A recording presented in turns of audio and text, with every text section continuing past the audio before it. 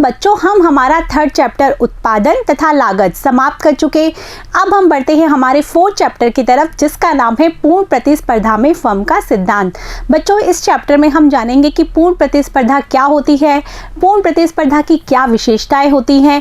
इसके साथ ही हम विभिन्न आगम वक्रों, संप्राप्ति वक्रों के बारे में जानेंगे। इसके बाद आगम वक्रों और लागत वक्रों की सहायता से किस प्रकार से पूर्ण प्रतिस्पर्धा में फर्म अपना संतुलन स्थापित करती है, उसके बारे में हम चर्चा करेंगे। इसके आगे हम फर्म के पूर्ति वक्र की भी यहाँ पर बात करेंगे। तो सबसे पहले हम शुरू करते हैं, पूर्ण प्रतिस्पर्धा किसे कहते हैं, पूर्ण प्रतिस्पर्धा की क्या विशेषताएं होती हैं। तो स्टार्ट करें।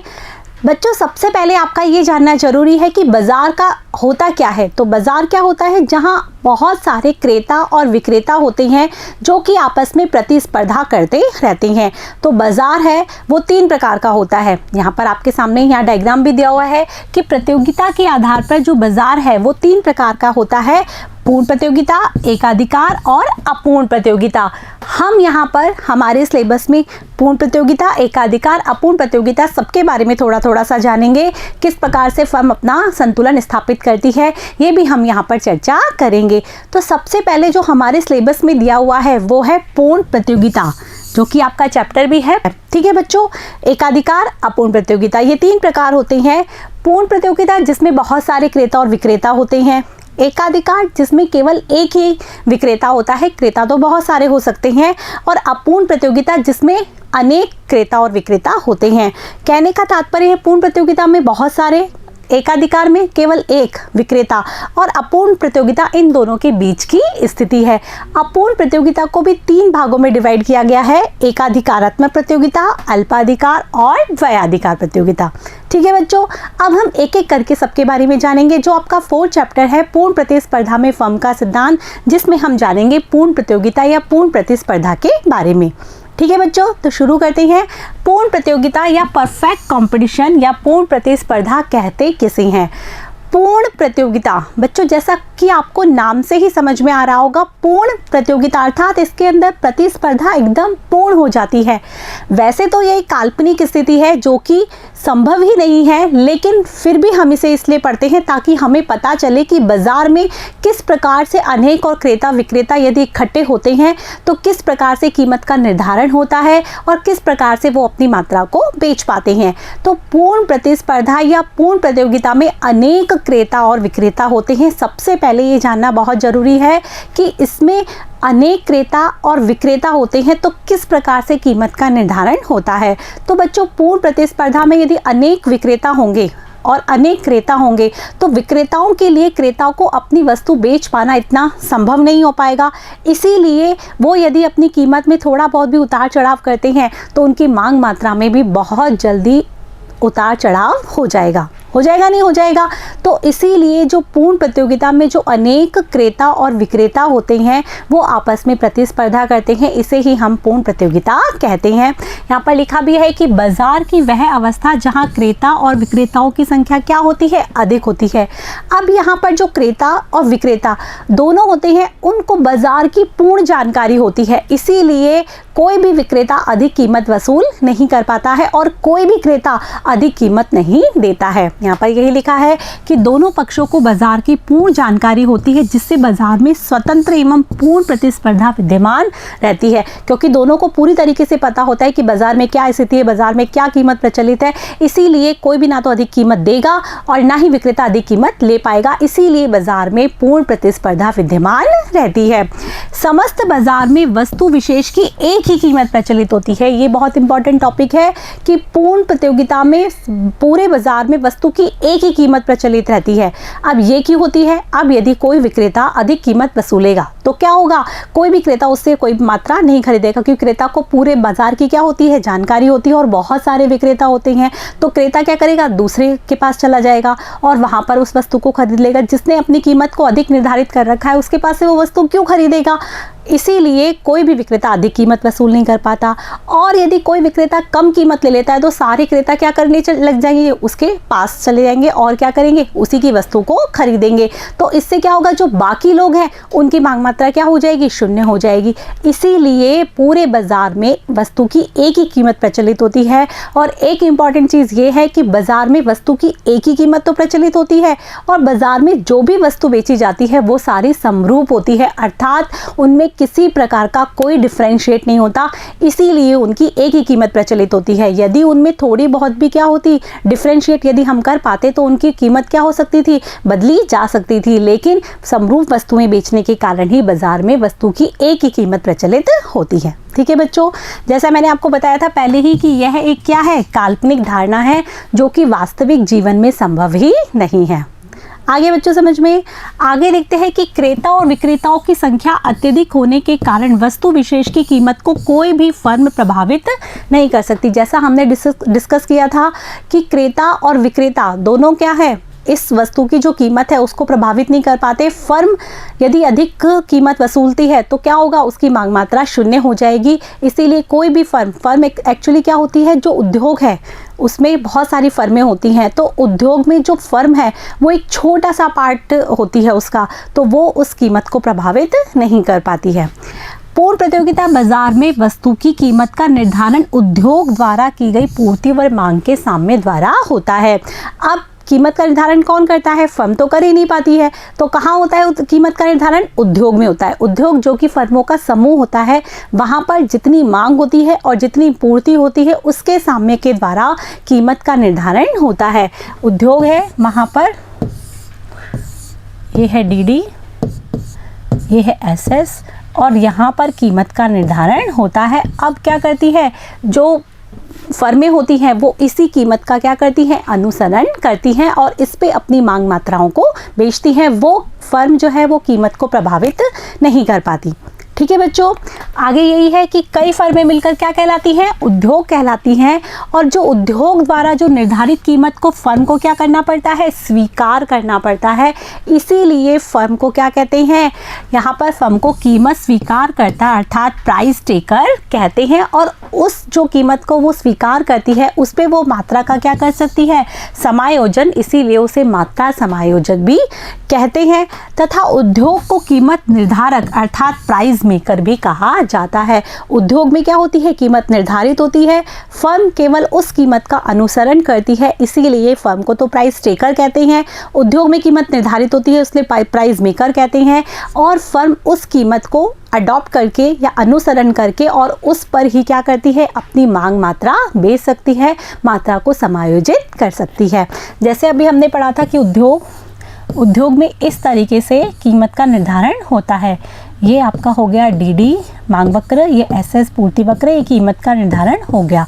अब फर्म क्या करती है, इसी मांग मात्रा को क्या करती है, इसी कीमत का अनुसरण करती है जिस पर वह क्या कर सकती है, विभिन्न मांग मात्राओं को बेच सकती है। ठीक है, ये तो हो गया उद्योग और ये हो गया फर्म। उद्योग में हुआ कीमत का निर्धारण और इस कीमत को किसने अनुसरित किया, कि फर्म ने अनुसरण किया और उस पे वो विभिन्न मांग मात्राओं को बेच सकती है। जो उद्योग है वो तो हो गया कीमत निर्धारक और जो फर्म हो गया वो हो गया कीमत स्वीकारक। ठीक है बच्चों, याद रहेगा। आगे देखते हैं कि क्या पूर्ण प्रतियोगिता की विशेषताएं पाई जाती हैं। पूर्ण प्रतियोगिता की हमने इतनी सारी बातें कर ली कि क्या क्या होता है, तो उसके आधार पे हम इसकी एक एक विशेषताएं भी देख लेते हैं कि पूर्ण प्रतियोगिता की जो सबसे पहली जो विशेषता है वो है क्रेता और विक्रेताओं की अधिक संख्या। सबसे पहले हमने ये डिस्कस किया था कि पूर्ण प्रतियोगिता बाजार ऐसी स्थिति हो जिसमें क्रेताओं की संख्या भी बहुत अधिक पाई जाती है और विक्रेताओं की संख्या भी बहुत अधिक पाई जाती है। दूसरी इसकी विशेषता है समरूप वस्तु। हमने जैसे बात की थी कि पूर्ण प्रतियोगिता में जिस वस्तु को बेचा जाता है, अर्थात जिस वस्तु का क्या किया जाता है, बाजार किया जाता है, जिस वस्तु का क्रय और विक्रय किया जाता है वो वस्तु समरूप वस्तु होती है। यदि उसमें थोड़ी सी भी क्या होती, कम अलग होती वो वस्तु, तो क्या होती, उसकी कीमत कीमत अलग निर्धारित की जा सकती थी, लेकिन यहाँ पर पूरी जो वस्तु है उसकी एक ही कीमत प्रचलित होती है। क्यों? क्योंकि वो वस्तु कैसी होती है? समरूप वस्तु होती है। इसके बाद है परिवहन लागतों की अनुपस्थिति। जो पूर्ण प्रतियोगिता है उसमें कोई परिवहन लागत नहीं पाई जाती। आपको भी पता है कि यदि परिवहन लागतें यदि वस्तु की कीमत में शामिल हो जाती है तो वस्तु की कीमत क्या होगी? अलग अलग होगी, क्योंकि एक वस्तु को दूसरी जगह ले जाने के लिए क्या चाहिए कि परिवहन की आवश्यकता होगी, तो इसके लिए लागतें भी लगेगी। लागतें लगेगी तो वस्तु की कीमत क्या हो जाएगी? बदल जाएगी। लेकिन यहाँ पर वस्तु की एक ही कीमत प्रचलित होती है, इसीलिए यहाँ पर परिवहन लागतों की अनुपस्थिति पाई जाती है। इसके बाद है क्रेता और विक्रेताओं को बाजार की पूर्ण जानकारी। क्रेताओं को भी और विक्रेताओं को भी पूरे बाजार की पूर्ण जानकारी होती है, इसीलिए बाजार में एक ही कीमत प्रचलित होती है। आगे है साधनों की पूर्ण गतिशीलता। जो उत्पादन के साधन हैं, पूंजी है, श्रम है, उनकी पूर्ण गतिशीलता होती है, अर्थात वो कहीं भी आ जा सकते हैं। इसीलिए क्या होता है, यहाँ पर साधन कहीं भी आ जा सकते हैं। यदि कोई साधन एक जगह से दूसरी जगह नहीं जा पाएगा तो वो साधन कैसा हो जाएगा? दुर्लभ हो जाएगा। और दुर्लभ साधनों को खरीदने के लिए लागतें क्या आएगी? अधिक आएंगी, तो वस्तु की कीमत भी क्या हो जाएगी? बदल जाएगी। लेकिन यदि साधन पूर्ण गतिशील होगा, एक स्थान से दूसरे स्थान पर आसानी से यदि आ जा पाएगा, तो वो कभी भी कीमत को प्रभावित नहीं कर पाएगा, लागतें अधिक नहीं हो पाएगी। सब चीज़ों की लागतें क्या आएगी? समान आएगी। आगे बच्चों समझ में, इसीलिए साधनों की क्या पाई जाती है? पूर्ण गतिशीलता पाई जाती है। इसके बाद है प्रवेश व बहिर्गमन की स्वतंत्रता। हमने पढ़ा कि जो उद्योग है उसमें क्या होता है? वो फर्मों का समूह होता है जिसमें बहुत सारी फर्में होती हैं। अब उसमें इतनी सारी फर्में होती हैं तो उन फर्मों के आने की और जाने की क्या होती है? पूर्ण स्वतंत्रता होती है। यदि फर्मों को लगता है कि उद्योग को क्या हो रहा है? लाभ हो रहा है, मतलब फर्में लाभ कमा रही है, तो वो आकर्षित होकर बहुत सारी फर्में आ जाती हैं, उद्योग में प्रवेश कर जाती हैं। लेकिन यदि लगता है कि क्या हो रहा है? हानि हो रही है, तो बहुत सारी फर्में बाहर भी निकल जाती हैं। तो कहने का तात्पर्य है यहाँ पर फर्मों के प्रवेश और बहिर्गमन की क्या होती है? स्वतंत्रता होती है। ठीक है बच्चों, समझ में आ गया। फर्म कीमत ग्राही व मात्रा समायोजक। हमने बताया था कि उद्योग में कीमत का क्या होता है? निर्धारण होता है मांग और पूर्ति के द्वारा, और फर्म केवल क्या करती है? उस कीमत को अनुसरित करती है। इसीलिए फर्म कीमत की को ग्राही होती है और उस कीमत पर वो किसी भी मात्रा को बेच सकती है और मात्रा की समायोजक होती है। ठीक है बच्चों, जो अगली जो विशेषता है वो है गला काट प्रतियोगिता, कट थ्रॉट कंपटीशन। यहाँ पर कट थ्रॉट कंपटीशन क्यों पाया जाता है? क्योंकि यहाँ पर जो क्या होती है, बहुत सारी जो फर्में हैं वो पाई जाती हैं और उनमें बहुत अधिक प्रतियोगिता होती है। इन सभी विशेषताओं को पढ़ने के बाद आपको समझ में आया होगा कि विक्रेताओं के लिए अपनी वस्तुएं बेचना कितना मुश्किल होता होगा यदि सभी जगह क्या होती है? एक ही कीमत प्रचलित होती है। तो इसीलिए यहाँ कंपटीशन बहुत हाई लेवल का हो जाता है। इसीलिए यहाँ पर गला काट प्रतियोगिता पाई जाती है। गला काट मतलब एक दूसरे का गला काट कर क्या करना? आगे बढ़ना, मतलब आपस में बहुत बड़ा वाला कंपटीशन होना। ठीक है बच्चों, समझ में आ गया। तो इस प्रकार से ये थी पूर्ण प्रतियोगिता की विशेषताएं, जो कि आपको अपनी कॉपी में नोट करनी है। इसको अच्छे से समझना है, क्योंकि इसी के आधार पर हम पूर्ण प्रतियोगिता में फर्म का संतुलन स्थापित करेंगे। आ गया। अब आगे देखते हैं कि फर्म को कीमत स्वीकारक स्थिति तभी संभव है जब बाजार में अनेक फर्में होती हैं। यदि बाजार में एक या दो फर्में होंगी तो वो कभी भी उद्योग में निर्धारित कीमत को स्वीकार नहीं करेंगी। वो अपने लाभ को अधिकतम करने के लिए अपनी कीमत अधिक से अधिक निर्धारित करेगी, और क्रेताओं के पास भी ज़्यादा ऑप्शंस नहीं होंगे, तो वो क्या करेंगे? उनसे वस्तु खरीदने के लिए मजबूर हो जाएंगे। लेकिन यहाँ पर बहुत सारे विक्रेता पाए जाते हैं, इसीलिए फर्म को मजबूर होना होता है उद्योग द्वारा निर्धारित कीमत को स्वीकार करने के लिए। ठीक है बच्चों, तथा जिन्हें बाजार में प्रचलित कीमत की पूर्ण जानकारी होती है, इस स्थिति में सभी फर्में एक जैसी वस्तु का उत्पादन करती हैं। बाजार में एक ही क्या होती है? कीमत प्रचलित होती है, और एक ही कीमत प्रचलित इसीलिए भी होती है क्योंकि बाजार में जो भी वस्तुएं होती हैं वो समरूप होती हैं, जिसमें किसी प्रकार की विभिन्नता नहीं होती। यदि विभिन्नता होती तो क्या होती? उनकी कीमतें अलग अलग होती। ठीक है बच्चों, आगे समझ में आगे है कि कीमत स्वीकारक फर्म यदि बाजार कीमत से ऊपर की कीमत निर्धारित करती है। यदि मान लिया कि कीमत स्वीकारक जो फर्म है, मतलब हमने पढ़ा था ये है हमारा उद्योग में कीमत का निर्धारण हुआ, और इस कीमत को फर्म ने क्या किया? अनुसरित कर लिया। ठीक है, अब ये मान लेते हैं कि क्या होता है कि बाजार कीमत से ऊपर कीमत यदि निर्धारित कर दी, किसने? किसी भी फर्म ने, तो क्या होगी, उसकी मांग मात्रा क्या हो जाएगी, शून्य हो जाएगी, क्योंकि इस कीमत से ऊपर कीमत पर कोई भी क्रेता उससे वस्तु को नहीं खरीदेगा। ठीक है, क्योंकि उसके पास तो बहुत सारे ऑप्शन विद्यमान है, तो वो वहाँ जाएगा ना खरीदने के लिए। अपना उत्पादन बेचने में क्या हो जाएगी, असमर्थ होती है, क्योंकि ग्राहक अन्य फर्मों की ओर रुख करेंगे और उनकी मांगे तुरंत पूरी हो जाएगी, क्योंकि बाज़ार में अनेक फर्में हैं, बाज़ार में बहुत सारी फर्में हैं, तो उनकी मांगे पूरी करने के लिए बहुत सारी फर्में हैं, तो वो अधिक कीमत पर क्यों लेंगे उस फर्म से, तो वो क्या करेंगे, उसका क्या हो जाएगी, मात्रा शून्य हो जाएगी, और जो क्रेता है वो अन्य फर्मों की ओर रुख कर और वहाँ से अपनी आवश्यकताओं की संतुष्टि करेंगे।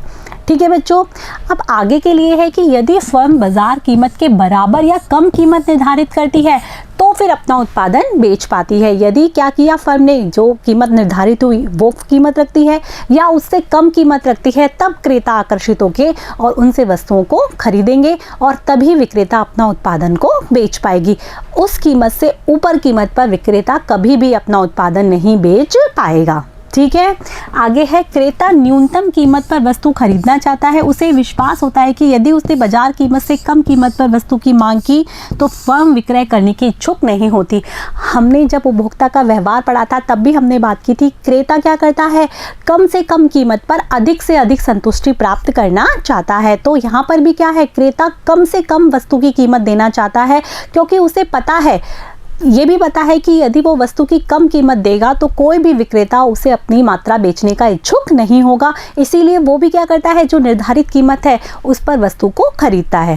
आ रहा है बच्चों समझ में। और विक्रेता को देखें तो दूसरी यदि बाजार कीमत के समान व इससे अधिक कीमत देता है तो इच्छित मात्रा खरीद सकता है। यदि वो बाजार कीमत से अधिक मात्रा यदि क्या करे, अधिक कीमत देना चाहेगा तो बहुत सारे विक्रेता अपना सामान उसको बेचने के लिए तैयार हो जाएंगे।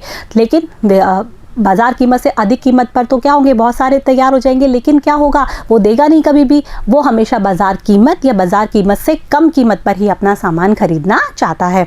तो बच्चों समझ में आ गया किस प्रकार से पूर्ण प्रतियोगिता होती है। पूर्ण प्रतियोगिता, एकाधिकार और एकाधिकारात्मक प्रतियोगिता, ये प्रतियोगिता के आधार पर बाजार का वर्गीकरण है, बाजार के प्रकार हैं, जिसमें हम पूर्ण प्रतियोगिता पढ़ रहे हैं।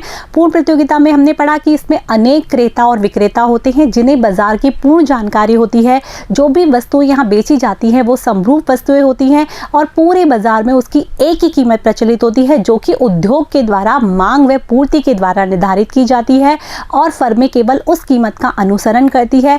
इसीलिए फर्मों को कीमत स्वीकारक कहते हैं और उद्योग में कीमत निर्धारित होती है, इसीलिए उसे कीमत निर्धारक कहते हैं। फर्म उस कीमत पर मात्रा का समायोजन करती है। क्रेता क्या करता है, सबसे कम से कम कीमत देना चाहता है, जबकि विक्रेता अधिक से अधिक कीमत लेना चाहता है, लेकिन वो अधिक कीमत रखता है तो अपनी मांग मात्रा को नहीं बेच पाता है, और यदि वो कम कीमत या बराबर कीमत रखता है तभी वो अपनी मात्रा को बेच पाता है। तो ये था पूर्ण प्रतिस्पर्धा की विशेषताओं के बारे में और पूर्ण प्रतिस्पर्धा के बारे में।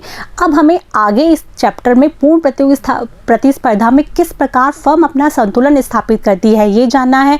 तो उसके लिए हमने पहले लागतें तो पढ़ ली कि किस प्रकार फर्म की लागतें होती हैं, सीमांत लागत, औसत लागत, कुल लागत, स्थिर लागत, परिवर्तनशील लागत, सबका अध्ययन हम कर चुके हैं। लेकिन लागतों के साथ साथ आगम अर्थात संप्राप्ति, अर्थात जो उद्योगों को या फर्मों को प्राप्त होता है उसको जानना बहुत आवश्यक है, तभी हम जान पाएंगे कि फर्म किस प्रकार से अपना लाभ अधिकतम कर पाएगी। तो नेक्स्ट जो वीडियो है उसमें हम जानेंगे संप्राप्ति के बारे में कि पूर्ण प्रतिस्पर्धा में कुल संप्राप्ति, औसत संप्राप्ति और सीमांत संप्राप्ति क्या होती है। तो नेक्स्ट वीडियो को आपको ध्यान से पढ़ना है क्योंकि सारे वीडियो यहाँ पर रिलेटेड है।